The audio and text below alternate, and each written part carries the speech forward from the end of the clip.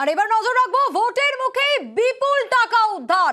আপনাদের জানিয়ে রাখি, হাওড়া স্টেশন থেকে উদ্ধার হয়েছে বিপুল টাকা। রাজধানী এক্সপ্রেস থেকে উদ্ধার 57 লক্ষ টাকা।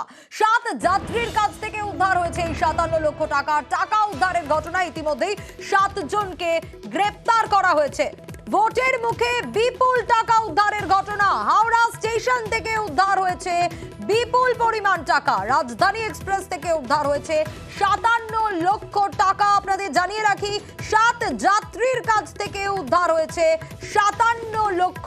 দেবাশিস আমাদের প্রতিনিধি রয়েছেন আমাদের সঙ্গে সরাসরি।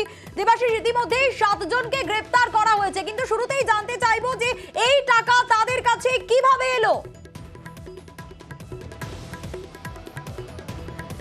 দেখো, এই টাকা তাদের কাছে কিভাবে এলো এবং কোথায় নিয়ে যাওয়া হচ্ছিল এবং ঠিক কোথা থেকে টাকা নিয়ে যাওয়া হচ্ছিল, কিসের টাকা, তার সদুত্তর না দিতে পারায় পুলিশ তাদেরকে গ্রেপ্তার করেছে।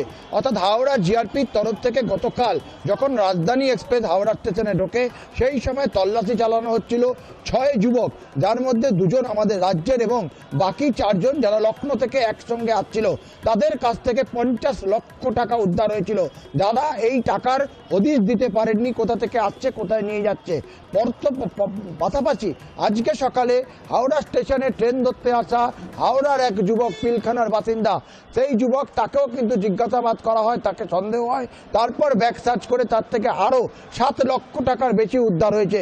ফলে পরপর দুদিনে ভোটের মুখে দুদিনে 57 লক্ষ টাকা উদ্ধারে যথেষ্ট চাঞ্চল্য ছড়িয়েছে। এবং এর আগেও আমরা দেখেছি ভোটের মুখে বাইরে থেকে টাকা আসা বা এখান থেকে টাকা বাইরে যাওয়া, তা কিন্তু হতোই। ফলে সেই জায়গা থেকেই কিন্তু নজরদারি করা হচ্ছে আরপিএফ এবং জিআরপি। মূলত এই দুটি ঘটনায় কিন্তু জিআরপির তৎপরতায় এই টাকাগুলি উদ্ধার হয়। যাদেরকে 7 জনকে গ্রেপ্তার করা হয়েছে, আজ তাদের হাওড়া আদালতে তুলে নিজেদের হেফাজতে নিতে চলছে হাওড়া জিআরপি।